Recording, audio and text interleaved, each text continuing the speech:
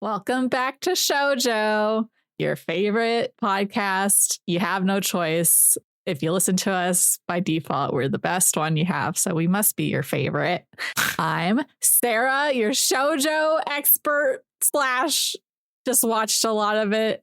And I am joined, as always, by Joe, my good friend, and the Shoujo newcomer, although we have a few under our belt now. And Joe's the one who's going to be bringing us the deeper thoughts. And is that what I'm going to be doing? And I'm just like, everyone's so hot. And that's part of the experience. Yes. I don't think you should take away that that's a big part of the shoujo experience, is that people are hot. Yeah, I guess so. We're both a little not under the weather necessarily, but both have afflictions that are possibly going to make our voices sound a little different than normal.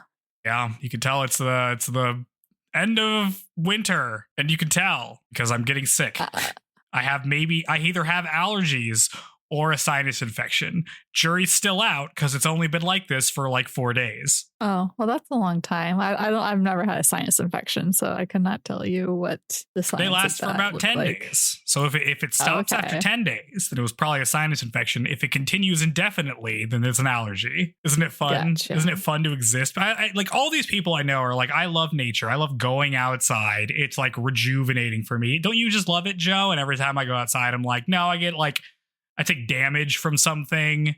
Like some awful thing keeps happening to me. Like I just get random allergies, or like I get bit by a bug. I don't see what people get out of it, to be honest. I think maybe they should grow up. That's my official stance. I think on going outside. If I live somewhere more tolerable heat wise, I would enjoy being outside more. But because it's just the worst thing ever to step outside most of the time here in Texas, that I hate outdoors. But maybe deep down, I'm super outdoorsy and I just don't belong here and I should be somewhere cold. That's true. You could just be like horribly unfulfilled. You ever thought about that? Where it's like you're living your life and for years you've just been wasted because you haven't gotten to experience going outside not in 100-degree heat. Yes. All the time, constantly thinking about it. You should free yourself. I say I can't reach maximum happiness unless it's like majority of the year. It's like, even if I'm happy, it's not as happy as I could be if it was colder outside. So it's like, I got to get out of here. You got to get out of there.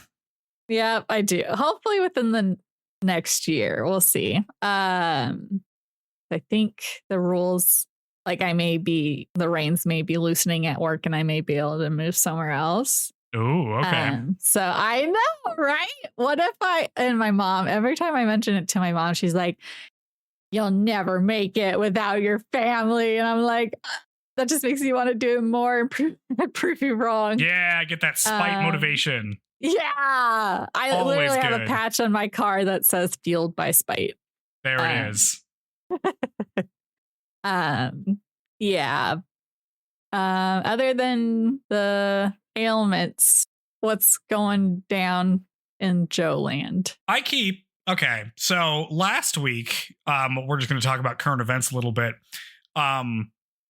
Someone, I don't know who it was, decided to put on massive tariffs on everything, and thus has caused me to expedite I'm like, I should buy everything I need for the next year and a half right now before they run out of stock and have to import it. So I have been buying stuff, including the entirety of the Rose of Versailles manga, which I now have. I have not looked at any of it yet, but I do have them. So I've looked at the covers. So we are very excited about that. Yeah. Yeah, that's good. I'm trying to think of what else I should buy real quick. I guess I should buy a lot of alcohol. I'm thinking I need to. Oh, like, this is deranged. You don't need to do this. I don't think this is gonna. I mean, this is a thing where they could just like call off tariffs tomorrow, and I will have just wasted a bunch of money for no reason. But I did buy a sound bar because yesterday, oh my god, I've had such a busy every day of my life. Yesterday, I had people over to watch The Matrix 2 and 3. which is Reloaded and Resolution. Or Revolution? I don't know. Revolution, I think. Okay. And I was watching those movies because I am trying to convince my friends that those movies are good, and they have not seen the Matrix movies in a long time.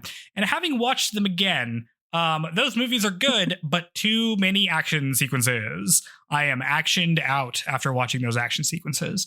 But it's a very good movie still. I still like it. I like The Matrix. I think it's good. I like the power of choice and love and hope and all of those things.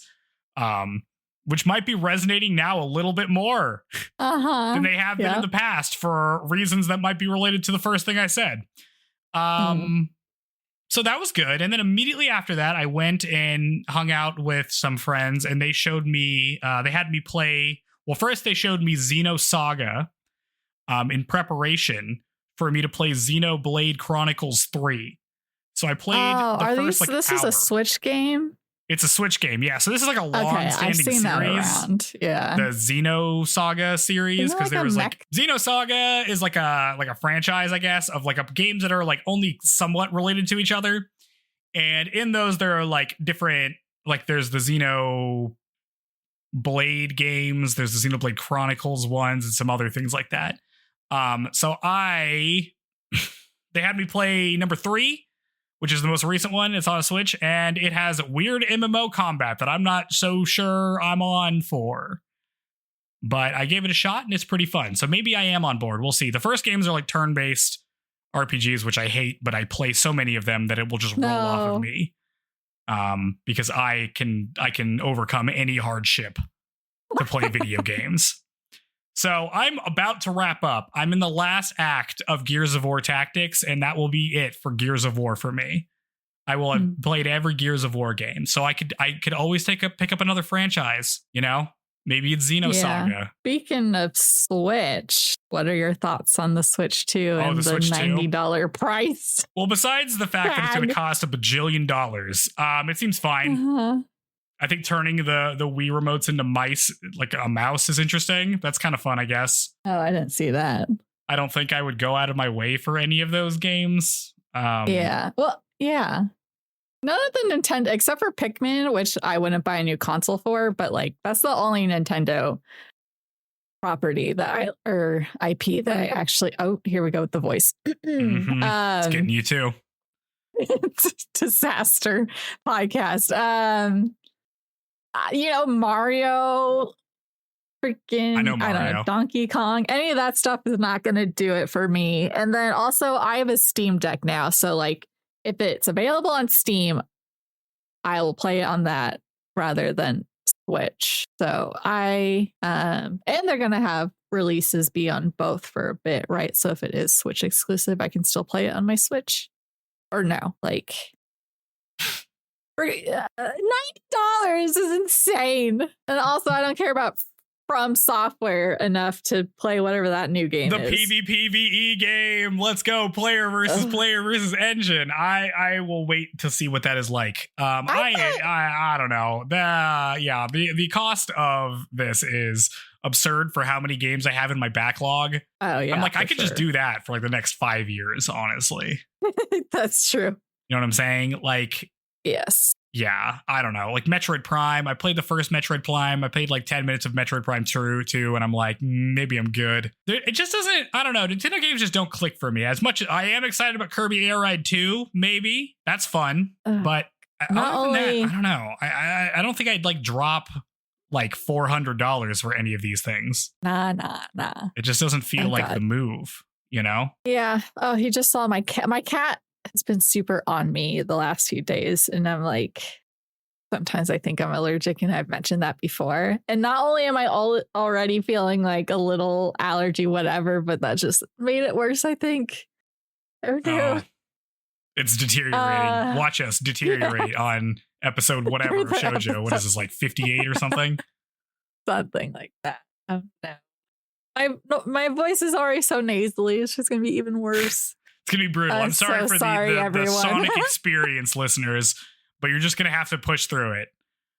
Oh, goodness. Yeah, I'm trying to... And then I some of my friends are like going out to bars or whatever. Like they go to like some of my friends that go out and like party and do stuff will often end the night at a bar near me. So I'm like, oh, you should just like text me. And it's like, you know, depending on what time it is, maybe I'll go hang out.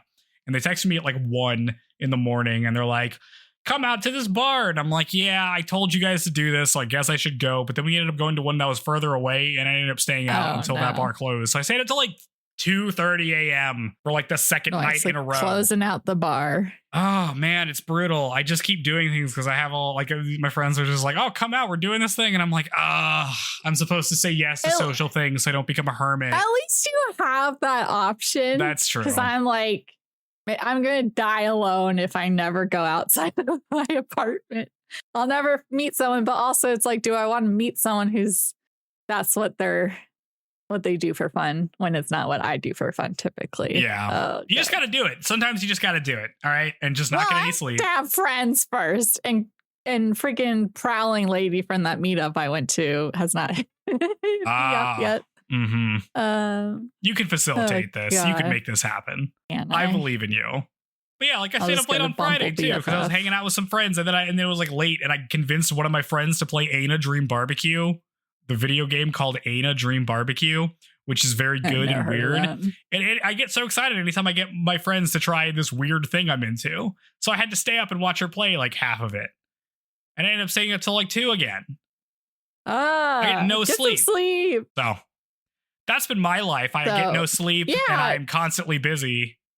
But I don't ever feel like I'm making any productive progress on anything. So, running on that treadmill, running on that hedonic treadmill, just always staying in place. I was going to say, what does hedonic mean? Hedonistic. I don't know. Something about happiness. It's like that. It's like it's like a psychology term or whatever about like how your happiness doesn't increase with like achievement necessarily. Like when you achieve something, you're like temporarily happy and then you like reset to whatever your baseline is. So instead of thinking life is like a continual gradual, I'm getting happier over time, it's mostly just kind of staying the same, like you're on a treadmill. Okay. That makes that sounds right. I probably didn't describe that very well, but I think it's something along the lines of that. I think about that concept all the time. The good news is that such a deep thinker. It also works in reverse. So anytime bad things happen, you'll usually reset to your baseline. So bad things it's like what, like 6 months later, the things that are bothering you probably won't even matter.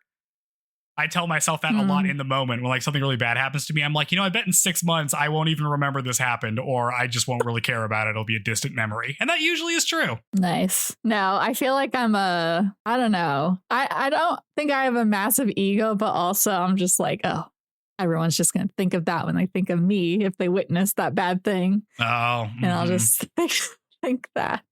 Yeah. Oh, dear. Well, okay, so your life sounds exhausting. Yeah, okay. I'm tired.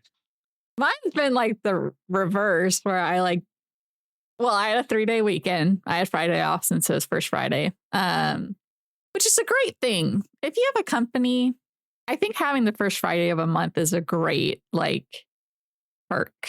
It's just one day of the month and it's really lovely.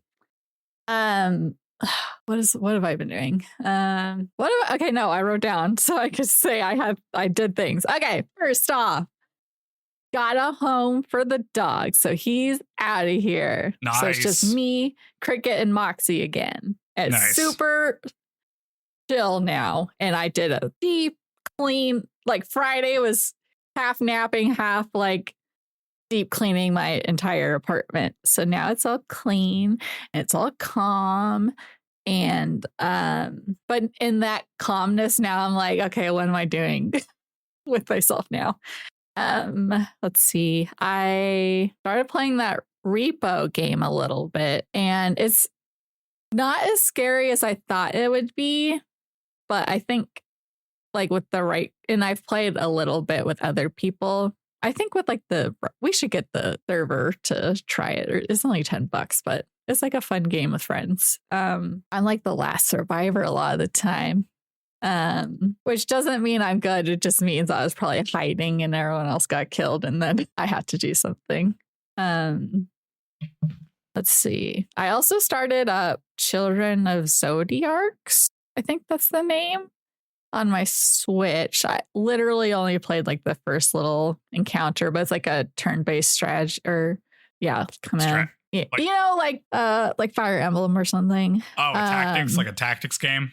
Yeah, like a grid-based tactics game. Yeah, I like those a lot. Mm-hmm. And then I went. There's this thing on Thursday night. Like, I don't know if you remember or if you ever went to Mozart's, but it's like this place on the lake that's a coffee joint. But yeah, they were having a like movies on the lake night. Oh. Playing Jurassic Park. So I was like, okay, I have to go. Uh-huh. So yeah, so I went with a friend and we got like a little like conjoined 2-seater floaty thing. And it was at night and freaking water was cold. And then the whole time I was just like shivering, my teeth are chattering, and it was oh my God. Like, so cold. So cold. But like it was fun. It was fun. No, but it was like so cold. It's very distracting when you're cold. Because the last time I did something like this was when The Meg came out and Alamo Drafthouse had done like a movie on the lake thing. And at least the seats from the Jurassic Park one had like a mesh under it, so you weren't entirely in the water. But for the Meg, it was like just fully in the water. Yeah, hanging off your floaty, and it's so cold. Yeah. Like, why are we doing this so early in the year? Let's do this like when it's tolerable at night in the summer or something, because it's so hard to focus when you're so cold. Yeah, that would be hard. Endurance movie. Yes. At least it's the movie. And then floaty kept like been like moving in the water. And there was like this little rope that we were just like clenching our toes on to keep us in place. And it was like a whole like work together to stay oriented towards the screen. So it's like a challenge mode. It's like watching a movie normally is so boring. What if you had to like do a little task and also do a little endurance while doing it? Wouldn't that be fun? Was it like fun. Was it sold out? Was there a bunch of people or? There's a lot of people. Well, because you could do like the free seating on the deck, or if you got like because you could either do a tube or a paddle board. And I was like, a paddle board doesn't sound very comfortable to sit on for like the duration of a movie. And also I've never been on a paddle board, so I don't have confidence. No one wiped out though, so it was good. Let's see. What else? Oh. And okay, and then I learned I had to. My sister asked me to make the little invite graphic for her bachelorette trip, so I did, and it had like night themes.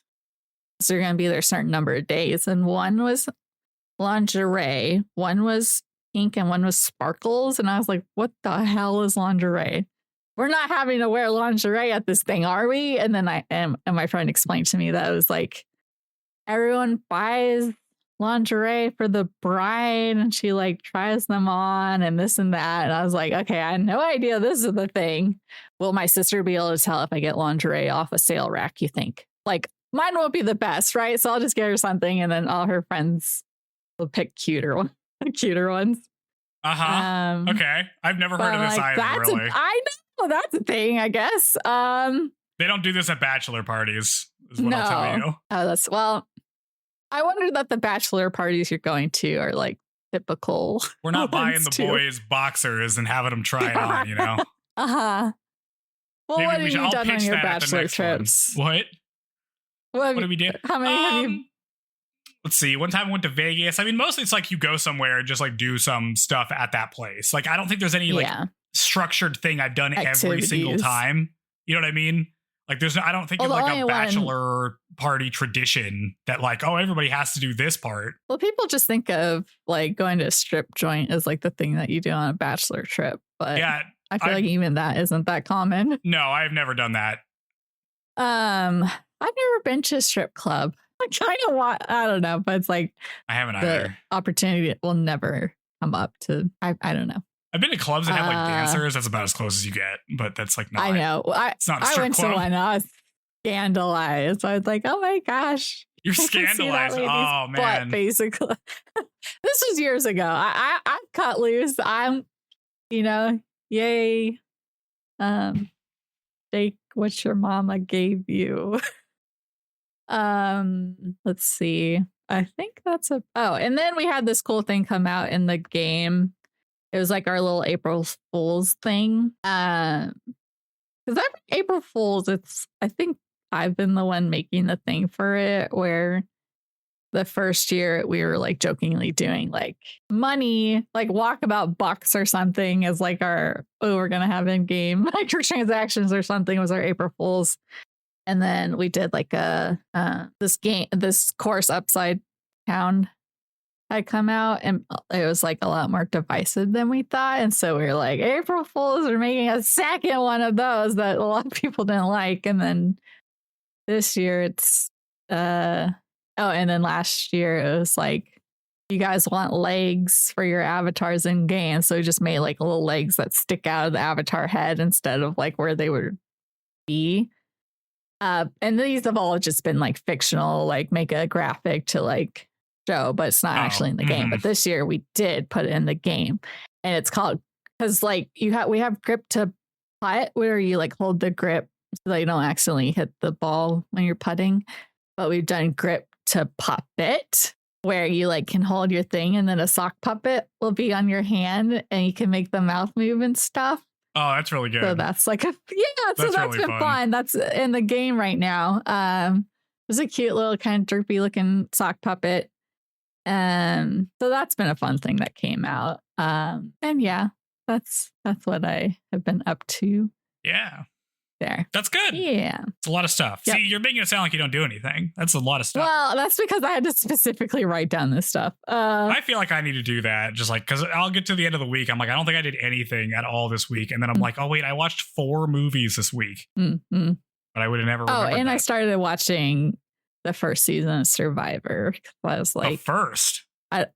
Yeah, the very first one. Do they have to have like long sections where they explain the rules for the first time and everyone's like, wow, the rules? No, well, they have like little pre-recorded segments, which they don't have nowadays, but it's like, every whatever, they got to do a reward challenge, this and that. And but it's not too long. But it's weird because like Jeff Probst, the host, is so young. Oh, This is like 25 years ago, and now he's... Has he been hosting it the whole time? Yes. Stable We're on season 48 right now. Stable job. For real. That's a good They gig do to like get. a podcast with it now that he does too. I don't know what he was doing. Like, what are people doing beforehand before they become a host? Like, I remember the host of The Biggest Loser used to be on like Days of Our Lives or some soap opera like that. And then she became the host of that. Well, and Julie Chen from Big Brother used to be a newscaster. So I guess just some kind of like the guy who does Family Feud. It's Drew Carey, right? Or not Family Feud. The Price is Right. He was a comedian before that. Okay. Yeah. Well, I know about him. He was dating this chick who was like a sex therapist, and they had broken up, and then she ended up getting murdered by like a stalker or something. I did not know that. These are the fun facts that I know, is horrible things. That's all I know about that guy. Interesting. Okay. Yeah. All right. Okay. Moving on to our show. We should talk about the show. Hey, a lot of stuff happens in these episodes that I was not expecting to have happen. Real. Really, it took some turns here in some ways. Yep. So exciting let's go. The Rose of Versailles, episode 28. It's called Andre, a green lemon, which I guess means it's not ripe. Okay, I was going to say, I don't know what green lemon is. It's too ripe. I wasn't sure if it was It's not ready. Yeah. I don't quite understand this. Is this like a phrase? Should I look this up? Look this up while I'm giving the summary. Okay. We open on Andre struggling to see out of his good eye. His vision is very blurry. Elsewhere, Oscar searches for Andre but cannot find him, and Andre tells her to wait for him until his vision gets better as the OP plays. We return to some carriages rushing to Versailles. Count Fersen sees a commotion and asks what's going on, and we learn that the prince is sick and everyone is very nervous about it. Marie tells her son Joseph that it'll be okay. I'm sorry, it's Louis Joseph, just in case you were concerned about the fact that his name isn't Louis, but we're going to call him Joseph. But a sick Joseph calls out to his dad instead of her. Marie tells him that his father will be there soon. She leaves and goes to the chapel. She prays and says that despite the fact that she spends every day with Joseph, he still calls out for his father. She asks if he is being punished for her sins, and she says that if she is forgiven, she will never see Fersen again. Right behind her in the doorway stands Fersen, who hears everything. Did they change her voice actress? She sounds so different now. And she looks way older now. Like she's not as like roundy face and but her voice sounds different. Also, I looked up green lemon. Yeah. But yeah, like harvested before they're ripened. Yeah. It can also refer to a specific variety of lemon from Hiroshima, Japan, known for its intense fragrance and spicy flavor. Okay, that actually makes sense. Assuming it's, you think? Yeah. Well, I mean, it's a Japanese show, so. That's true. Yeah, so maybe that's what it's referring to. Spicy. I don't know if it really makes sense again. Anyway, she's dumping Fersen for her sick boy. They're not doing anything anyways. Not that we know of. They're just looking at each other. It's true. Back at the Jargets, Andre is still struggling to see. Oscar comments that it looks like the prince has gotten better, and it was just a one-off thing. Surely he won't succumb to illness at age 9. Andre asks Oscar to spar because he's having trouble judging depth with his one eye. They spar, and Oscar beats Andre handedly while he struggles to see properly. Fersen shows up, and Oscar is very happy to see him. Okay, pissing me off. Fersen, you suck. Crawling back to Oscar because you're feeling all down about Marie Antoinette. And I feel like he has to know how she feels about him. So he's just a piece of shit. Mm-hmm. That's how we're at. I need some validation from somebody. Awful. Yeah. Oscar and Fersen have a drink together. Fersen asks Oscar when the last time they saw each other was, and Oscar thinks about the dance they shared a couple of episodes back. Oscar asks Fersen how things are going for him, and he says he has no updates. So I guess we're not talking about this. They sit there and swirl their drinks in silence.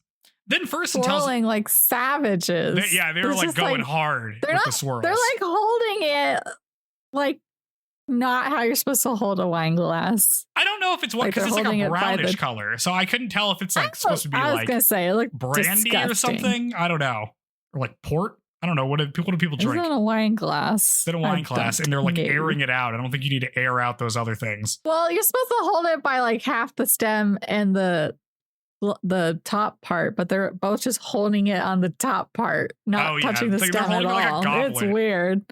Yes. Yeah. Then Fersen tells Oscar about that one ball he went to and danced with a woman that seemed very similar to him, or to her. She's like, hey, you know anything about that, Oscar? Oscar stays silent and puts down her glass. Fersen suddenly reaches out and grabs her wrist, and Oscar flinches in the exact same way that she did during the dance. Fersen is like, I knew it. It was you, Oscar. And Oscar says nothing and instead runs off as Andre enters the room. Did he really come here just to start some shit? Well, he said it like because he didn't see the lady again. So it's like he had specifically been looking for this lady. But it's like, why are you looking for this lady when you're like devoted to Marie Antoinette and not going to give who you know to be Oscar a chance? So why? Nope. Brutal. She runs out of the door. She runs out to the door of the horse stables. Fersen pursues. He tells her that maybe if he had known that she was a woman from the beginning, things might have worked out. And Oscar is like, sorry. Oscar is like, stop talking. Stop saying things to me, Fersen. She says that she's already come to terms with this. Then she says that there are two kinds of love in the world, a love filled with joy and a love filled with agony. Then Fersen, having just been dumped by Marie, says no, there is only one kind of love. It's all agony. And they both start crying. I'm just mad at Fersen. Why? If you had met her, you were blinded by Marie Antoinette's beauty. Yep. Like, I don't think if you had known Oscar was a woman, or like if Oscar had attended that masquerade ball dressed up as the lady next to Marie Antoinette, you think he would have picked her over her? I feel like I don't know. It's so weird that they're having this conversation about this when they're both available now. Yes. Yeah. Stupid. Dumb. But now it's over. Makes me so getting mad. Back. Oscar says that she knew that this would happen eventually. This is the end of them. Fersen tells Oscar again that she is his greatest friend, and she says she will remember as they both part ways. Oscar turns to watch him as he goes and prays for his good fortune. Oscar returns to the estate to clean things up because she made a mess during her escape while the OP song plays. Montage! Okay, I was like, why are we playing? That's like very like season finale when you play the opening song in the episode. I mean, this is big stuff. This is like a season turning episode. Andre asks if she needs help, but she says no, and he leaves, but his eye starts acting up again. He falls, but can't get up this time. He reaches out for the light of a candle, and in his mind, he begs Oscar to help him. So sad. Later, Andre goes into the stable and trips. He gets it together, then rides off to the pub. Terrible idea. Off to drink my sorrows away. At the pub, several French guard soldiers are drinking and singing together. One of them sees the sad Andre and invites them to drink with them. We learn that this guy's name is Alain, and he's the de facto boss of these guys. Andre joins them, and they all sing together. Later at the pub, everyone is drunk. Alain tells Andre that today is payday, so they're going to go wild. Unlike the Royal Guard, the French Guard is made up of commoners who are just doing this as a job. But they have to patrol the dangerous parts of Paris, so it's still like a fairly dangerous job. A ruckus breaks out, and everyone starts a pub brawl. Everyone gets sucked into it, including Andre, and they all have a good time wailing on each other. No, just property boys. Damage, oh yeah, ban these people from your pub, man. Dude, they go to this pub the next day. They just know this is what happens. Later, Andre goes home drunk. He thinks to himself that no amount of drinking will return the light to him. One day he'll be blind and won't be able to see Oscar anymore, and he cries out in agony. Andre returns to the Jargets manor to find Oscar waiting up for him by the fireplace. She scolds him for coming in late, and he asks if she's up because she couldn't sleep either. Oscar suddenly tells Andre that she's gonna leave the Royal Guard. Crazy. We cut to... What? Crazy. Game changing. I know, here we go. This is the big thing that changes. Yeah. We cut to Oscar at Versailles, kneeling before a stunned Marie. Marie is like, I'm sorry, what did you just say? You're going to quit the Royal Guard? Like the cushy job you have? Why? Oscar says that she wants this one and only favor from Marie, but she isn't going to explain why she wants it. And Marie is like, that makes no sense. Is it me? Did I do something? You know how sometimes I do things and don't realize it? Is that what's happening here? I can just promote you if you just want to get promoted. But Oscar reassures her that she's going to stay loyal to Marie and this isn't about her. Marie's like, all right, fine. I'll grant you your wish. I'll find some other place to reassign you. Later, Oscar rides around on her horse while Andre watches. He wonders why Oscar would leave the Royal Guards. Is it because you can't stand to see Marie, the woman that Fersen loves? So what? You're just gonna run away? Just like how Fersen ran away to America? You're gonna do that, but switch jobs? You think it's that easy just to run away from things? If it were that easy, Oscar, I would have ran away from you forever ago. Mm-hmm. Andre and Oscar return to the stables. Oscar is like, hey, Andre, remember when we were kids and we used to mark our height on this part of the stable? And they see little scratches of how tall they got? And she says that back then, she had just accepted that she was a boy. She never thought about things like love, that womanly stuff. She was raised as a boy, so it makes sense that she would live the rest of her life as a man then. That's why she's going to leave the Royal Guards, she declares, to live like a man. She'll forget all of her womanly emotions and will focus only on the mission, like a true man does. I'll risk my life for duty and honor without love or romance. It'll be just like the good old days. Andre just looks on as she says this and then leaves. A lot of stuff going down here. Boy, is she in for a surprise. There's not going to be a whole lot of honor and duty where she's going. I think she's also going to be surprised by the fact that the men still engage in romance and love. I don't think that just ends. Yep. Just reverting back. We're not just growing. Yeah. We're just going to revert back to...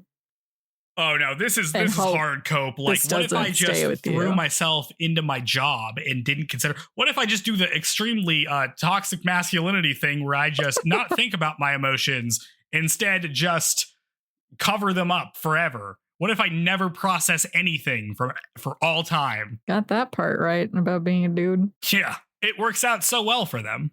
Suddenly, Andre's vision blurs and he calls out to Oscar. Oscar returns, but Andre has recovered by them and acts as if nothing has happened because, boy, we don't want to see anybody. We don't want to be vulnerable in front of anybody, I guess. Back inside, Oscar is playing piano. Andre's lounging around when Granny asks him if he went to see the doctor. Andre says that he did go to see the doctor, but it was just to say thank you instead of, going for an actual reason, which was to check on his eye.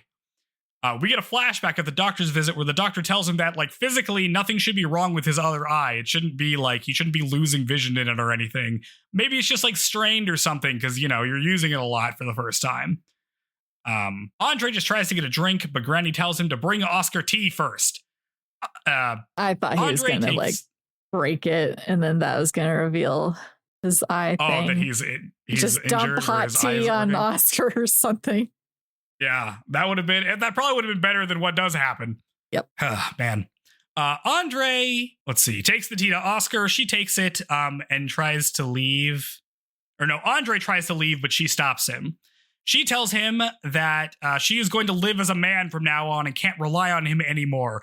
So after she gets her transition changed to her post, what am I saying? She gets her new job. When she gets her new job, he's free to do whatever he wants. She wants to be totally independent now, so he doesn't have to keep following her around. Andre just watches on as Oscar walks into her bedroom. He follows and tells her that he has something to say. He says that a rose is a rose, whether it blooms red or white. Oscar turns as if he had just cursed at her or struck her firstborn or something. He continues saying that a rose can never be a lilac. Oscar is incensed and gets in his face. She's like, what are you saying, Andre? You saying that I'll always be a woman? You don't think I could be a man just by getting a new job?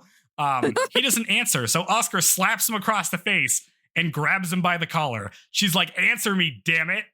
I'm like, dude, his eyeballs are sensitive. Don't be slapping that face. Yeah, she slapped his bad eye side. Instead of answering her, he grabs her wrists and she's like, hey, let go. And then he forces himself onto her into, I guess, a kiss. Is that what he's doing here? I think if it was a kiss, they would have shown it. I feel like it's unclear. It's something like that. Yeah. He pushes her down on the bed. She says, stop or I'll scream. But then he rips her blouse. They both look on in horror at what is happening. Oscar turns her head, now tearing up, and asks Andre what he's going to do to her. He drops the ripped cloth and apologizes, saying that he swears to God he'll never do something like this again. He drapes a sheet over the now trembling Oscar and leaves. But repeats that a rose is a rose. Oscar, you will always be Oscar. I have yearned for you for 20 years. I love you. Or maybe I couldn't help but love you. And then walks off as we cut to credits. Yeah, this was a crazy ending to an episode. Is this a show for children? This is the most this is just drama. I would see this on TNT or something. You know what I mean? Shoujo is for 12 to 18 maybe. It's not like they show anything, but the implications are quite dark. Oh yeah. It's a lot going on this episode. Yeah. Do we hate Andre now? What's happening? We hate Andre now? This is certainly the worst way you could ever do anything. Andre? What? Yeah. What? Yeah. Ooh, it's all agony. they really lean into like all love is agony, actually. None of these people can behave. None of them can just get over things. What if you like just had to prove someone's gender by sexually assaulting them? It's terrible. Well, right? Was he like, oh God, why? I feel like none of the things she said would be like upsetting enough to him to make him go into like a blind, I don't know, rage, but like force. Like, unnecessary level we're bringing it to. Uncomfy. Yes. Oh, yeah. Well, so there's like the two different, I guess we should talk about the stuff in order, right? So like Fersen gets abandoned. And then he goes to Oscar, practically kind of like baiting her into like what? Just to make himself feel better? Like at least somebody wants me or something. She's like not a rebound because he's not going to do anything. I wonder Oscar doesn't. But he is going to bring it up. It's just a dude of like, let's just be nothing. Let's not take any action in anything, but also at least make sure everyone else is as comfortable as I am. Right. So first, doing nothing productive for anybody. Nope. Oscar's reaction to this is to basically be in denial about her feelings about things and just like, I'm just not going to process this. I'm going to do the manly thing, which is to just distract myself for all time and never think about my feelings or never work through my feelings because that's women's stuff. Only women think about love. Isn't that right, Andre? She says to him, basically. Yeah, I like just think about it.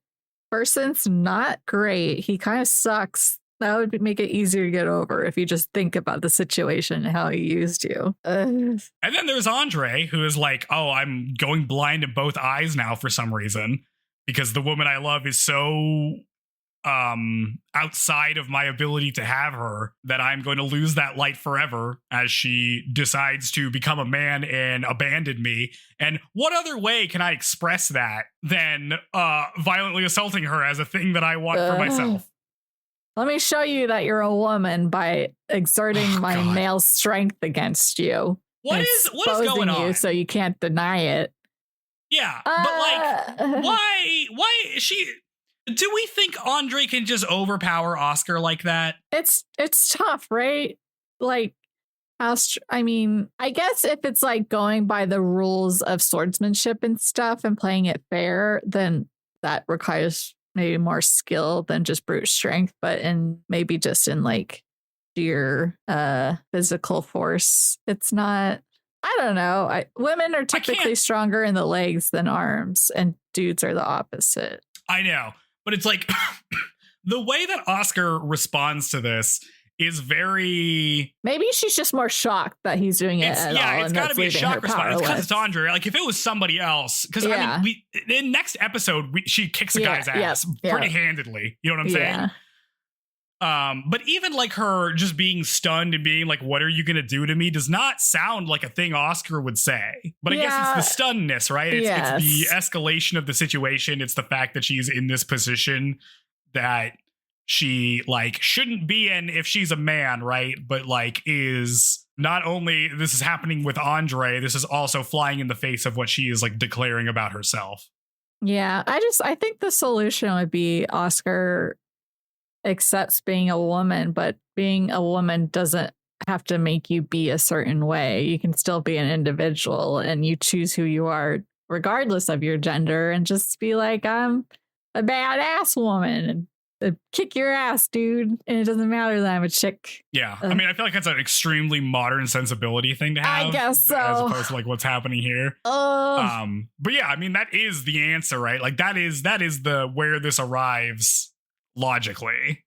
Okay. It's like, oh God. And we don't even see Andre necessarily express regret about that after the immediate I mean, he apologized and said like he regrets it seems like. Yes, but I feel like I mean, that doesn't make it right. That doesn't fix it. Well, okay, maybe I think my opinion of Andre is decreasing because then these next episodes we just very see that like he's not gonna leave her alone, and that's not a healthy thing to do if someone is very clearly not interested. Whatever. Yeah, Andre's ability to deal with this, where he's just like, oh, what, you're going to run away, Oscar? I'm not going to run away. I'm going to get extremely drunk and then assault you, is not better.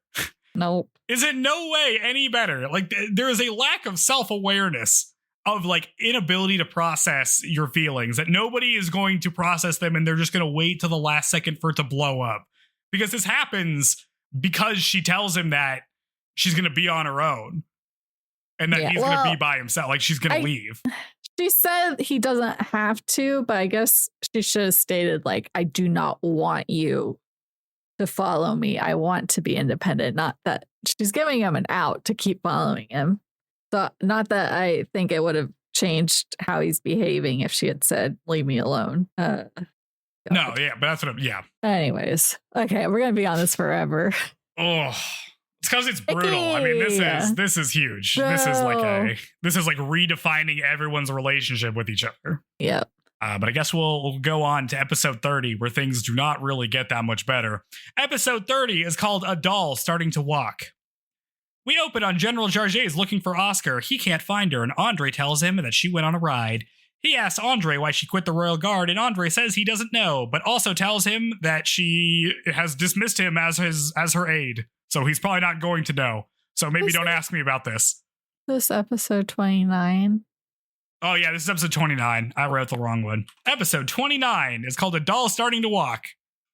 Which is a good title. Good title. God. The narrator tells us that after her break with Fersen, Oscar is trying to change herself to be more like a man, no longer being a doll that decorates Versailles as the OP plays. Is that what we thought Oscar was? A doll? I mean, the whole, like, it seems like there's, like, being in the military or the Royal Guard or whatever does not seem like only on occasion are you, like, doing anything, like, working on a specific thing. It's kind of just standing around, and, like, the presence is the most important thing and not, like, what they're actually doing. So I can see it being more like just I don't like, right? Like, there's not this much purpose seemingly for how much it was drive never clear Oscar that she's has. Doing. Yeah.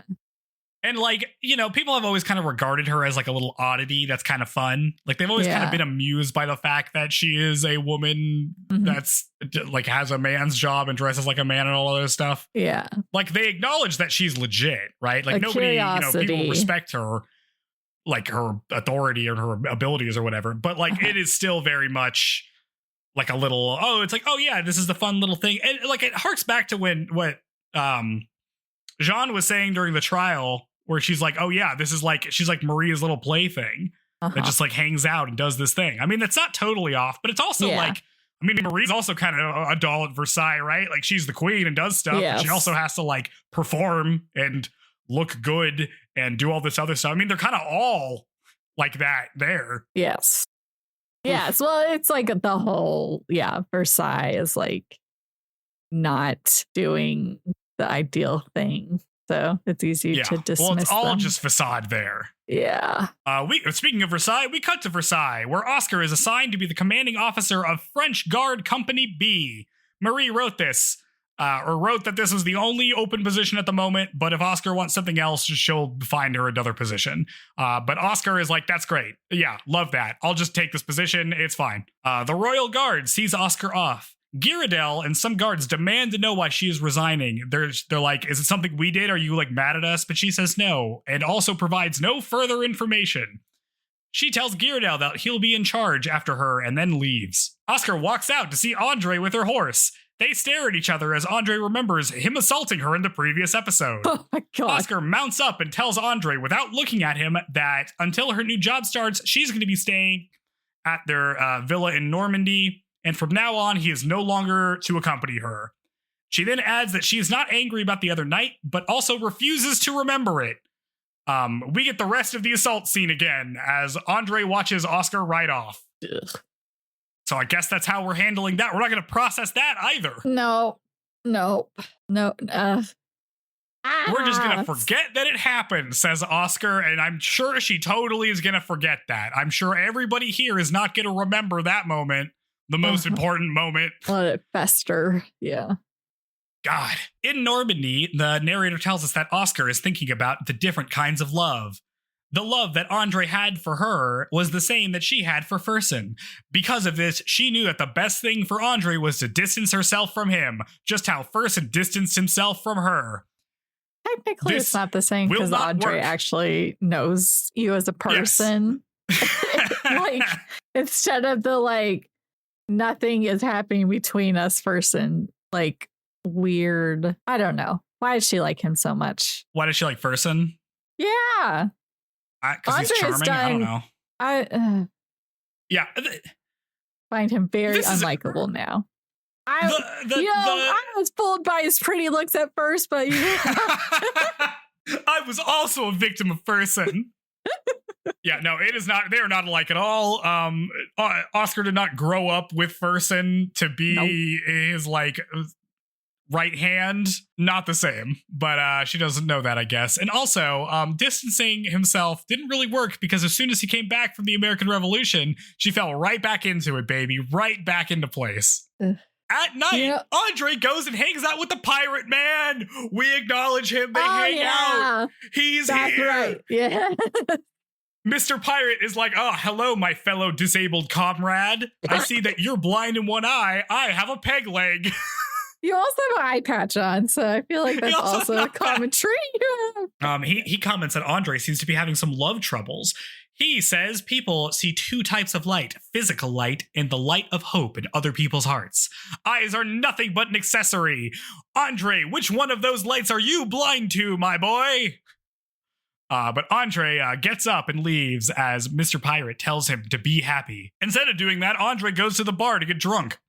Alon shows up and is like, oh, hey, man, let's go to a different bar. This one's super dead. But then one of his fellow soldiers is like, Alon, we got to go on patrol. And Alon is like, yeah, fine. And starts to leave, but Andre stops him and asks if he's in the French Guard.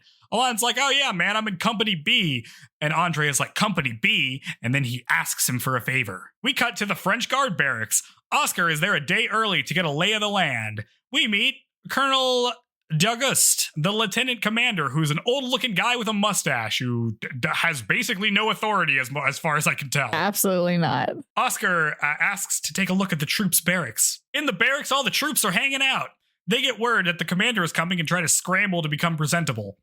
Oscar shows up and inspects the men. She introduces herself to them, but is surprised to see that Andre is among her troops. Later in her office, Oscar questions Andre as to why he's here. Why did you join the French Guard? And Andre says that, well, I'm allowed to do whatever I want, right? And I wanted to be here in the French Guards with my buddy Alon. Also, I'm the only one who could protect you, Oscar, which is a weird thing to say after what I did last episode, but I'm saying it out loud here. Oscar is like, yeah, whatever. Do whatever you want. Fine.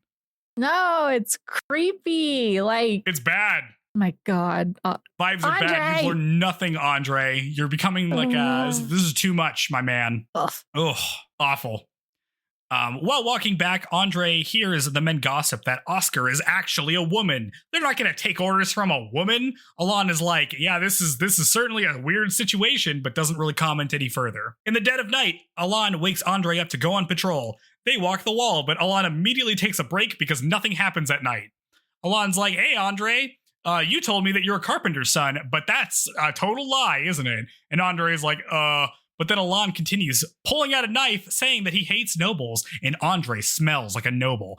Andre says that he's not a noble, and Alon's like, okay, then why'd the commander call you into her office, huh? Andre doesn't say anything, and Alon warns him that the company has many men who hate the nobles far more than him, so he should watch his back. At the Jarget's estate, Granny asks Oscar where Andre is, and she tells him that he joined the French Guard, because apparently he didn't tell Granny about that. But also don't worry, he's a man just like me, says Oscar, so he'll be fine. Ugh. Andre is like spiraling, like out of control. Like he's just not. Oh, it's terrible. Like thinking about the future at all. No, he's just acting everybody on is emotion. Spiraling. Ugh. Everybody is on one, and it's terrible. Oh my God. Oscar mounts up for the inaugural troop review. She gets to the grounds and sees that the men aren't there. Andre walks up and says the men are skipping the review because they don't want to take orders from a woman. Oscar goes to the troop barracks. She demands that the men go to the troop review right now. Alon tells her that the men aren't going to take orders from a woman. This company has a reputation of being rough. And Oscar is like, oh yeah, I'm pretty used to roughness myself. And then she challenges them to send their best men to fight her 1v1 and leaves. The men elect Alon, but he refuses, being like, I don't really want to fight a woman. And also, I'm trying to be mysterious. So instead it goes to some big dude. Oh, God. At the grounds, Oscar and this big dude are going to have a sword fight. Oscar says that if she loses, she'll resign. But if she wins, they have to do the troop review. The fight starts. The big guy is pretty good, but Oscar is better. She cuts him and wins. He's angry at his loss and tries to attack her from behind, or when her back is turned, but she strikes him with the butt of her sheath, totally owning him, and he falls. The other men are about to gang up on her, but Alon calls them off, saying that she won fair and square, so they're going to do the troop review. Can we talk about another just enormous man doing multiple flips in the air? Like, dude, this guy is spry. So acrobatic. He does like a backflip. I was like, oh shit, this guy's got moves. Oh my it's God. awesome. No one's doing this in real life. Crazy. Maybe it's like this. Maybe the French guard is like this. Well, it's freaking the Black Knight. Like these literal like backflips in the air. But this guy did like 2. It's crazy. It's good. Ugh. Alon then reminds Oscar that they're not in the military to protect the nobles or the royal family. This is just a job to them. And then they all do the troop review. Back at the Georges. Sorry, I was going to say, I mean, yes, it would be expected that these guys are like, ew, a woman. I'm not going to take orders from a woman. But also it's like absurd for Oscar to like come in requested and like expect them to, like, oh, this is some noble that just like, I don't know, on a whim is changing to this. And so I don't know, I could see it being that's part the military, of it. Baby. I guess so. But like, I just get to request where I go and, out of nowhere kind of. Yeah, it's. Ugh. Yep. I mean, this is why they were fragging officers in the Vietnam War, because some guy shows up out of West Point and is like, I'm in charge of you guys, and then gets some of your buddies killed, and you're like, you're not in charge anymore. Poor Joe's dying. Back at the Georges, Granny informs Oscar that she has a guest. She goes to see who it is, and it's Ghirardelli, and she's like, oh, hey, Ghirardelli, what's up? How's the Royal Guard doing? But Ghirardelli's acting all weird and says he came to make a personal request of her father, and he's not going to stay long. And she's like, oh, but I thought you were waiting for me. And he's like, yes, but seeing your smile was enough for me today. And Oscar is like, okay. And then he walks off. She asks Granny what he wanted, and she tells her that Ghirardelli was asking permission to marry her as we cut to credits. Okay, this makes me so mad. Like, oh my God, Ghirardelli, you suck too. Like, oh yeah. Oh my God, you should know Oscar well enough, and like, it's so disrespectful. Ew, gross. Ugh. It's so funny that he used to be her subordinate and then gets promoted, and he's like, "Yeah, I could be your husband now." Oh, that seems reasonable. God, it makes me so mad. Oh man. I do like seeing Oscar being good at sword fighting. I do like her owning this huge guy multiple times. That's good. What do we think's going on with Alon? Maybe he's a part of maybe he gets recruited for the revolution. I don't know. I think he's just, they have to have some distinct character within the French Guard. They can't all just be blobby brutes. Yeah, well, it's interesting because he is like much more of a savvy operator, right? He's like, taking orders from a woman, that's not great. The boys aren't happy about that. But then it's like, I don't know if he really cares about that all that much. Because as soon as she wins, he's like, I mean, she won. I'm assuming he has some agenda we don't know about. And so that's why he's dismissive, because this is like being in the French Guard is not his main priority. And it's just like a step to get to something else, maybe. Yeah. It's just interesting. Yep. I'm interested to see what he's got super going on. Distinct. Yep. Oh, yeah. The cleft chin. He has got a distinct look to him. Yep. Any more thoughts about this episode? Yeah, we need more brown eyes. The color of brown eyes they have in this are very nice. And everyone has like not brown eyes. Mm-hmm. Nope, just the anger towards dudes. Just anger like towards dudes. this, no one's processing. No Oscar and know how Oscar would feel about this and is doing it regardless is so disrespectful. Ultimate betrayal by Ghirardelli. Pissing me off. We're all men now. We're all doing the manly thing of not thinking about our emotions or other people's. Just all domination. All force. No feeling. Yeah. All right. Episode 30 is called You Are the Light and I Am the Shadow. We open on a recap of the Ghirardelli events of last episode.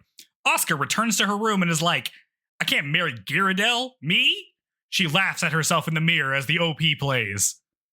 In a way that reminds me of, like, Charlotte laughing or Polignac laughing. Your marbles a little. Reaching my breaking point here. Yes. When we get back, we cut to General Jarges talking to General Boyle about Oscar. I don't know how to say that. I'm going to say it like that. Notably, the general now refers to Oscar as his daughter instead of as his son, which he has been pretty consistent up to this point. Dad sucks too. Men suck now. We hate them. Boyle tells General Jarges that the troops are complaining about having to take orders from a woman. He knows that Oscar is a good commander, but the men's morale is a problem. General Jarges cuts him off, saying that he is trying to get her to retire from the military and get married. So all of this will just work itself out. I am losing my mind. Like, friggin' selfish man. Just terrible father. Just like on a whim. Just robbing his child of a clear identity. And then like, oh, I want you to be this. Now I'm going to change my mind and I expect you to just change everything that I've taught you to be because I'm now being stupid. General Jarges sucks. Boo, boo, boo. Oscar just needs to be like cut loose and move to a different country or something. Making me mad. Joe is feeling unwell. I'm killing time here. Okay, I'm back. Sorry about that. Okay. I think I'm gonna have some thoughts about General Jarges at the end of this. Yep. Later, we see a carriage where, with some men on horseback pursuing them. We learn that one of them is named Saint-Just, and remember that name because he's going to be important. That guy has a Wikipedia page. Saint-Just asks if the carriage is carrying the Treasury Secretary, and it is. And the guy inside is like, yes, I'm the Treasury Secretary. And Saint-Just says he has come to kill him and stabs him through the roof of the carriage, which is awesome. Shall I take over? Let me pretend to be the one who wrote all these extensive notes and read them. Do you want to try some? Yeah, go ahead and try some while I'm trying not to cough in the mic. Did you finish? Okay. Yep. Okay. Okay, I'm going to say it different from you. Later, Saint-Just is called into a meeting. Saint-Just! Okay, yeah, Saint-Just. Tell me what Saint-Just is doing. Saint-Just or whatever. Saint-Just? Saint-Just is called into a meeting with Robespierre. Robespierre is like, hey, did you kill that guy? You're not supposed to kill these guys. We're just petitioning him.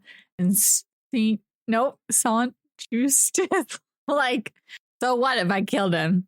They're the enemy, right? But Robespierre says that his methods are too extreme. God. I gave you such a good one. Just starts to leave him. He tells Bernard, who's also there, that maybe the Black Knight should help them out sometime. At the French Guard barracks, Oscar is doing roll call for today's patrol. They head out, but Ghirardelli freaking sees Oscar right before she's about to go. He's like, sorry, I had to leave yesterday. I'd like to visit you tonight.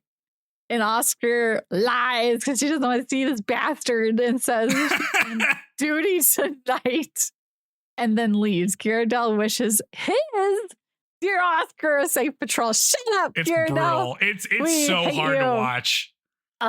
Piece of shit. It's terrible. Oh my god. Oh my god. Remember when she kicked his ass at the first episode? Yeah. How dare he? He's barely been around and now he thinks he can be main character by like. I think this is good. I like how as soon as Oscar is like, I'm going to be a man, and all the men decide that she's going to be a woman, they all just start treating her like shit. Well, and she didn't say that. Stupid. It's like no one has respected you up to this point. They just all been hanging around hoping that at some point your father is going to make you do this. And upsetting. Also, I feel like Oscar is like at this point, like spinster status. She's like over 30. Like having birth at this point would be dangerous for her. And if anyone marries her, they're going to expect that. And I don't think it would be. Okay. I think it's always dangerous for everybody at this point. Okay. Yes. Because I was listening to this podcast and you're talking about how basically like we've evolved like in a way that has made it more difficult for us to like than it should be to give birth. And like maybe we just shouldn't. We're not set up for success in that regard. Shouldn't. Yeah, just give it up. Oh my God. Okay. All right. You want me to go back to? Oh. No, I'm doing a terrible job inserting my opinions into this. No, it's fine. You can keep going. Keep going. Okay. Okay. While patrolling the streets, I'm just going to say Alon. That's what you were saying. Alon warns Andre that the men know he was a servant of Oscar's and suspect him as a spy. Watch your back, Oscar. Keep an eye out. No, watch your back, Andre. Fuck. Watch your back, Andre. Also, Oscar, you should also, because everyone's out to get you. So he's like, I don't know if he's just trying to like curry favor with Andre and like establish like, hey, I'm on your side, but maybe he's actually the one who's telling them to do this stuff. I don't know. I mean, I think Alon likes Andre, but he's a little bit suspicious of him, but he's not like gonna do anything. You know what I mean? Mm. He's just trying to be like, what's up with this dude? What's going on? Yeah. And he's gonna find out. Let's see. We cut to the opera where he just murders another noble. Oscar gets the news and tells her men to move out, but they don't care at all and refuse to go. Just let the military police handle it. Later, Oscar rides home. Granny tells her that her father is waiting for her. She demands that he refuse Gyaradel's marriage proposal. She doesn't want to get married. The general is like, calm down. Let's just talk about it. I heard things are rough in the French Guard. Oscar is super downplaying it. Kind of like, oh yeah, they're definitely hazing me, but honestly, it's more motivating than anything. Way more interesting than the Royal Guard. So she's like very aware of what he's going to try to do here and is like trying to pass it off like this isn't that much of a big deal. Oh, Dad, yeah. like leave me alone, Dad. Oh gosh. Suddenly, General Darget starts apologizing to Oscar for raising her as a man. He truly wishes for her happiness, but made her endure undue hardships. Oscar's like, it's cool. I didn't abandon my womanhood as much as you think. I even fell in love once. But and her dad's eyes bug out. He's like, what? Yes, but now I'm ready to leave that behind and be a man full time. The general is like, don't say such sad things like that, even though I'm the one who asked you to do that. Now you're changing my mind. I want you to have time to be my beautiful daughter. It doesn't have to be Gyarados. We'll find you. However, we'll find whatever guy you want. We'll make it happen. Whoever you fancy. Meanwhile, Oscar has taken a rose, gathered its petals, and blown them away. Basically being like, here's my womanhood. Go away. There it I'm is. a dude now. There's me, the rose. Gone. Yep. Scattered to the wind. Yep. Oh, man. Yeah. You want to take over? Okay. Okay, I have my fun. Yeah. Go Interesting. ahead. At the barracks, Granny goes to see Oscar. God, I messed it up immediately. Granny goes to see Andre. Sorry. She's brought him some new clothes. Then she's like, hey, are you coming back during your leave, right? And he's like, yeah. And then she decides to tell him that there's buzz about the manor, that Oscar is going to get married, and Andre is stunned. She leaves, and Andre runs back to the barracks, but finds some fellow guards waiting for him. They're like, hey, man, I heard you were a servant for the commander. We hate people who serve the nobles as their lapdogs, and then they accuse him of being a spy. They drag him to a storeroom and beat him up. He said, you know what? Yeah, I'm here to fight. I've got some stress to work on. Some stuff just happened to me. They get into a brawl, but it's like a 5v1, so Andre gets pretty messed up. But he does do pretty well, all things considered, in this fight. Eventually, they knock him out and leave, but they run into Alon on the way out. Alon's like, hey man, why are you fighting without my permission? And also, like a 5v1, that hardly seems fair. And he tells them to remember that he likes this guy. And he says all of this while, like, brandishing a knife like he's going to kill them. Alon goes to see Andre. Why wouldn't he have said this before? Like, oh, yeah. Why, I guess I don't know. I feel like he's just trying to get on Andre's good side for a reason. Like, maybe he's going to try and bring Andre over to their side. Like, look how much more I've helped you than Oscar has or something. Maybe. Alon goes to see Andre, who's crying out for Oscar. Alon turns to see Oscar in the doorway and is like, oh, you're in love with her. Oh, that's what's going on. He tells Oscar to take care of him and leaves. He's like, Andre, why are you into like the manly women? What is happening? All right. That evening, Ghirardelli is waiting for Oscar so he can escort her home. They ride together as Ghirardelli tries to give an explanation for why he wants to marry her.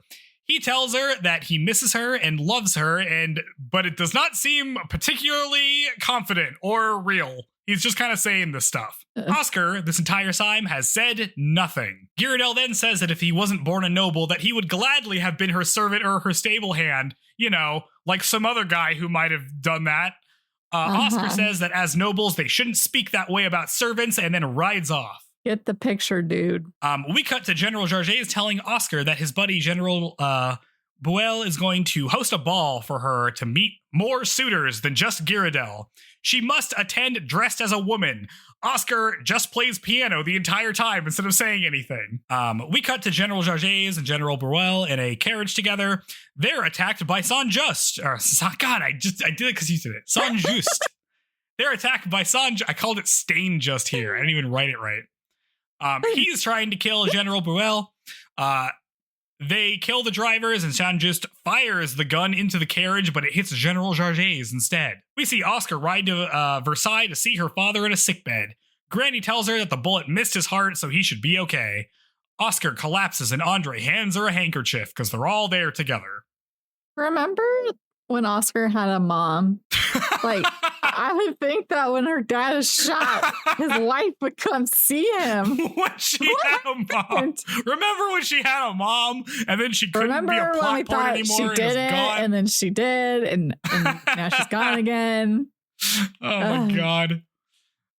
Later, General Jarget laughs that they must have mistaken him for the other guy. Oscar says that she will catch these men who did this to him, but the general says that instead she should get married to make him happy. Go to the ball, Oscar. Hey, Andre, you should go to the ball with her. It'll be a once-in-a-lifetime opportunity to see her all dolled up. Isn't that right, bud? And Andre's like, yeah, okay. Later, Andre goes to Oscar's office and tells her that they need to get ready for the ball. She's like, we got time. And he's like, we don't. You have to like go and get changed and stuff. But she tells him that he doesn't need to escort her. But Andre insists. He's like, I told your dad I would escort you. And she tells him not to come and leaves, but tells him on the way out that she won't be married off so easily. We cut to the ball with lots of men there waiting to court Oscar, including Ghirardelli, who's also here. But I'm going to be honest, man, I don't think you got a good shot of this. No. Oscar shows up in her full military uniform, and Ghirardelli sees her and is like, oh, I see what's going to happen. The men are all shocked.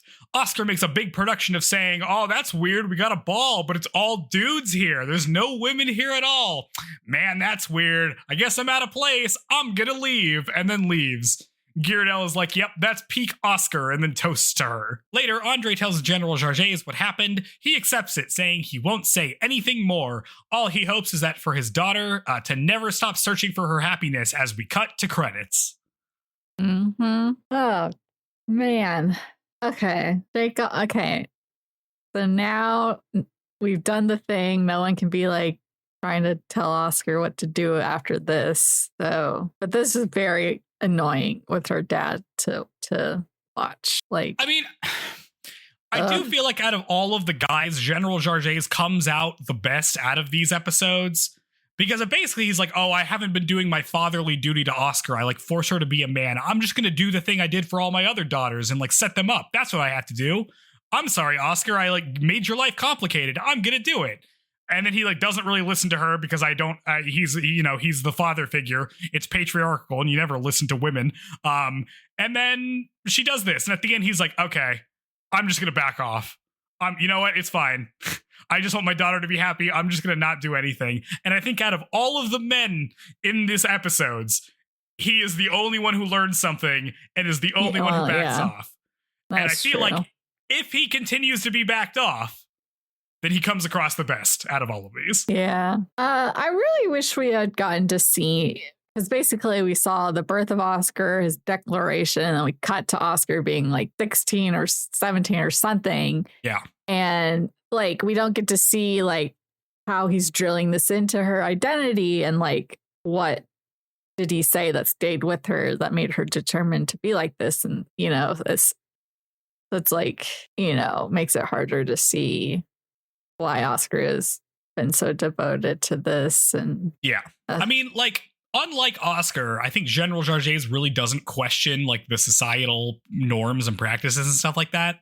So when she leaves to join the French Guard, he's like, oh, why would she do that? Oh my God, I messed up her whole life by making her do this. I need to try to correct it. Which feels a little bit, you know, like that makes sense to me, even though it's like, I mean, I think you should just listen. You can talk to her. You can just get her opinion on things. You don't have to like try to do things for her. But I guess you do in this society. That's the patriarchy, baby. Patriarchy bad. At least he backs off. Yeah, I really wish we could have seen. Right. I really wish we had seen more of the childhood, because we didn't get to see her sisters and like, how did she feel being treated differently from her sisters? How did they view her? Did they like kind of resent she was being treated differently, or were they, you know, took pity? You know, like a lot of context lost on what shaped Oscar to be like this. Yeah. I want to talk about Gyardel for a second, because this guy is the most like he's doing this proposal, and I wonder if General Jarges told him to do this or if he is doing this, because he seems to know it's not going to work the whole time. I mean, right? He's from a noble family. Maybe his own family was like, get on that or something. Yeah, that could also be it. They're probably like, oh, Gyardel, you talk about this woman all the time that you really respect. You should just marry her. She's not your boss anymore, so you can do that. And he's like, okay. Because the whole time he's like, you know, he's definitely performing. Like, I see the Gyardel performance and being like, oh, I'll call you my Oscar, and I'll be, oh, your smile is good enough for me. But like, he knows it's not working. When he does this thing where he escorts her home and talks about how much he loves her, he's like saying it very unsure of himself. Yeah. And then when he goes to this to the ball or whatever and sees her in the uniform, he's like, oh yeah, no, this was never gonna work. Yeah, the number of dudes showing up to that is also making me mad, because it's like, so what? Everyone was just like playing along with her little I'm a guy bit, waiting for the moment when she was up on the market for the taking. Like, did no one respect her this whole time? Like, what? Dude, yeah, that's true. But also, I'm like, if I knew Oscar and all of a sudden it's like, we're gonna have a ball for her to meet suitors, I would go to that. Are you kidding me? Like, I'm not gonna try to court her. I feel like that's a disaster. Yeah. But you gotta go. Yeah, I gotta see what's up. I gotta talk to her and be like, yo, what's happening? But no, I think a lot of them are trying to actually court Oscar. Weird. I mean, the Jarges are like a fairly prominent noble family, probably, right? Yeah. So it's a good catch. I wonder if all the ladies of court are devastated. Like, no, our Oscar. Don't take her away.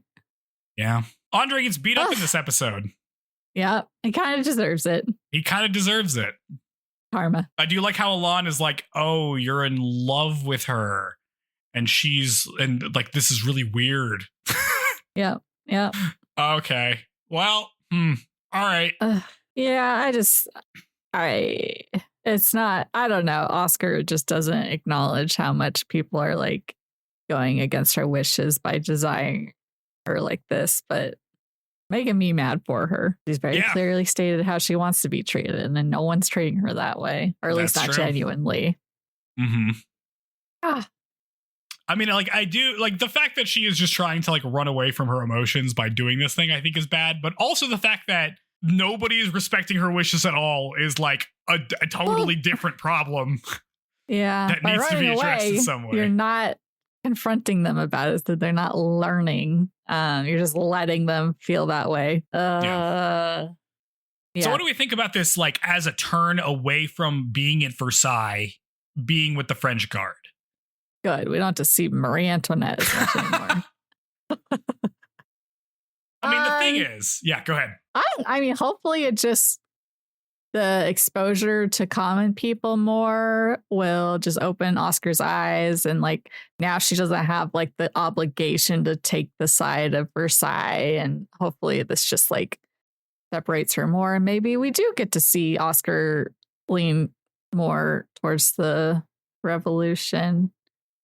But I guess we'll see, right? This is the resolution. Well, no, that's not true. Oscar or Andre's still gonna be freaking hanging around her, but hopefully this lightens the load of responsibility for the noble part of her, and she can just focus on the justice. Yeah.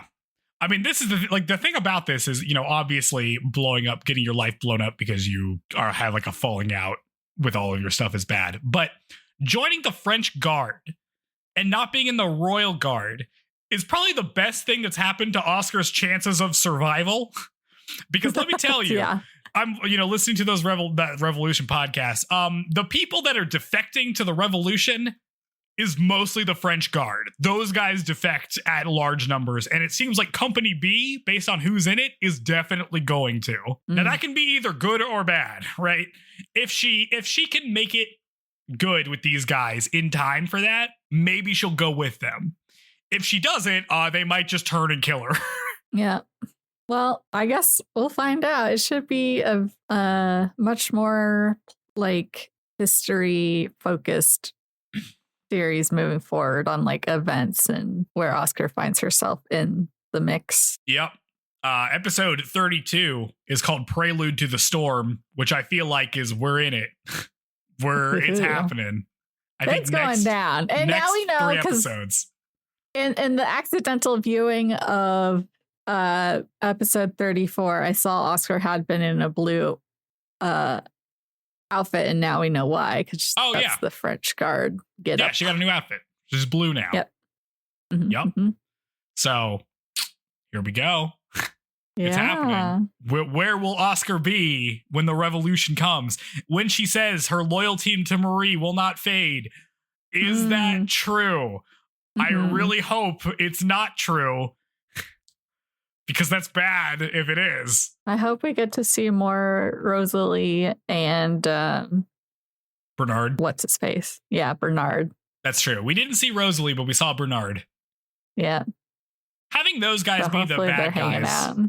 What do we think about that? At least they're not so bad as Saint Just. You know, he's very clearly like not doing, you know, like well for the reputation of the revolution, because they want to approach it with like a sense of justice and reason, and he's just ruining that for them. So is he gonna like, what's gonna play out with that? Yeah. Even Robespierre is like, there's something wrong with that guy. Yeah. Yes. I mean, yeah, it's very, sadly, we don't get to see much of them. We just see like the passage of time, and then they've changed a lot, but we don't get to see like what made them change as much. But yeah, maybe we'll get to learn more about them moving forward. Yeah. I will say the scene where he shoots General Jarges and then jumps into the lake is very cool. Like they did it like a slow-mo thing. Slow-mo, yeah. Yeah. And I'm like, is he going to jump into the water? And then he does. And I'm like, yeah, this guy knows how to assassinate someone. The wrong guy. And also he doesn't kill him. So not really, but performance-wise. Yeah. What, they do like a blow dart on those? Yeah, it's like a little tiny crossbow. Like a little handheld size one. Yeah. That's right. And they both just, yeah, I wonder how like soundproof the carriages are. Like, so that discussions in there aren't being heard by the drivers. And then also if something happens to the drivers, they don't hear it. Yeah. I mean, I guess the driver, because like the horses clopping along is pretty loud. Yeah. So like, unless you might hear them slump over or something, but by then it's probably too late. Yeah. Well, yeah. I'm right. Because does I guess everyone's starting to wield guns now. We don't really see Oscar use a gun ever. Like, we've seen her practice with them, but she doesn't carry one, seemingly. I think she does have one. She's an officer, so I think she might have like a pistol. Yeah, and we don't get to see like, because Oscar's very like, and that's the whole thing, right? Of like why wars started having higher casualties, because with weapons, you don't have to look into your opponent's eye as they die. And so I wonder how she feels about that becoming more of the like method of war rather than, having to face your opponent and like the best man wins kind of thing. Like, I feel like she would have strong feelings about it. No, well, that's also true. Also, right, she is now going to be in a role where she sees the worst of it rather than like just the idealized none of these guys are fighting. None of the people that there care about honor. It's not about that. What are you talking about? You're talking about honor? Are you serious? Mm-hmm. Yeah. So yeah, it'll be interesting to see how this all plays out from here.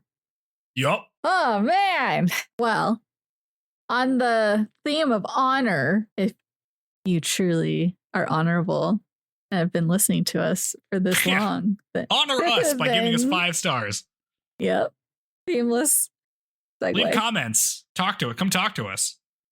We want to hear from you. Make this more fun for us. Or like make our heads get big thinking people are listening to us. Pump our egos up. That's what we need. Yeah. We need a bigger ego. I'm always saying this to myself. Yeah. I'm like, I'd probably buy more crap before the tariffs happen if I had a bigger ego. Yeah. Well, like, do you guys agree with us? Are we being too... Maybe we're wrong. Maybe the French Revolution just won't happen, and this is like a not historical thing at all. But like, actually, Joe, the French Revolution doesn't happen in the Rose of Versailles. This show's really going to throw us off. King Louis just solves the debt crisis. They push through it. They post through it. He just posts a lot and it's solved. He enacts tariffs and everything's fixed. It definitely doesn't wreck the entire economy. Oh, Joseph's the little brat, right? Yeah. Why? You spent all your time with your mother, and yet you just already in the mindset of like, I don't value women, so I'm going to call out for my piece of shit father who probably doesn't do anything instead of my mom. Ugh. Yep. And that's why he's going to die. Small child at the age of 9. Yeah, he dies of a sickness, but... Okay. Sorry, we're getting back into the show and we're wrapping it up.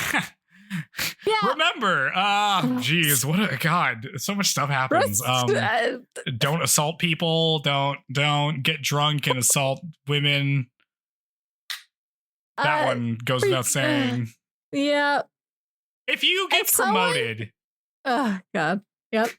If your boss resigns to take a new job somewhere else and you get promoted, that is not the opportunity to ask her to marry you. That's not going to work, my dude. Don't please continue to don't pretend to understand and respect someone's boundaries that they've set up as their identity and don't want crossed, respect who they are and what they want for themselves, and don't just try to push an agenda on them because you've suddenly changed your mind on things or never respected them in the first place, and now you have the opportunity to strike. Don't do that. Men can also think about their emotions and romance and love. You can process stuff. You can think about these things. You don't have to pretend like they don't exist. Yep. If you're going to join the French Guard, learn how to do a backflip. It's very important that you can do a backflip on command. Oh, man. When did the Olympics start? I'm surprised France isn't dominating. Okay, I was going to say, I'm surprised France isn't dominating gymnastics with the ancestry they have. There is an 1896 Summer Olympics. Okay. That's the first one. Well, okay. Well, I guess that's today's episode. They had like 1, 2, 3, 4, 5, 6, 7, 8, 9, 10. They had 10 events. Back then? Yeah. How many do we have now? Oh, wait. No, they had some more. They had tennis also, but oh no, that's one of them. They have like a bunch now. I don't know. What? Number of Olympic events. This is like what happening with Oscar is like how when I was in paintball and I was the only chick on the team and I didn't know this at the time, but that my freshman year, there's like a bet to see who would date me. And a bunch of them had like chipped in some gear as like the prize for everyone. That happened? Yes. Oh my God. This is it happens to this day. Oh. Dude's just assuming, even if like I should have been more mad at them at the time. I just kind of laughed it off, and I did end up dating someone who was on the team, but they weren't there the first year, so technically he was not a part of that. There you go. Yeah. Suck it. At the first Olympics, there were 9 sports there were 10 disciplines and 43 events. In the current, this is the Summer Olympics. In the current Summer Olympics, there are 329 medal events. Good Lord. So we found some new ones. Okay. Yeah. I'm just much more passionate about these things. You grow up and you're just like, la-di-da, and then freaking you encounter the world and you're like, oh, damn. Freaking, that sucks. And you're like, I don't know if I like this. And you just have to grow as a person until you feel like strong enough in your identity, I guess, to stand up for things or like voice your opinions. But yeah, this hopefully Oscar will stand up for her beliefs soon. Hopefully, we'll see. We'll see how it goes for her. Yeah. Well, okay. Wrapping things up. Hopefully we'll be better next time and not sickly. Oh, yeah. Hopefully. Thanks for bearing with us. Yes. And thanks. Thank you, everyone, for listening. It means a lot to us because we really have fun doing this, and hopefully you guys have fun listening. And we'll catch you next week. Bye. Goodbye.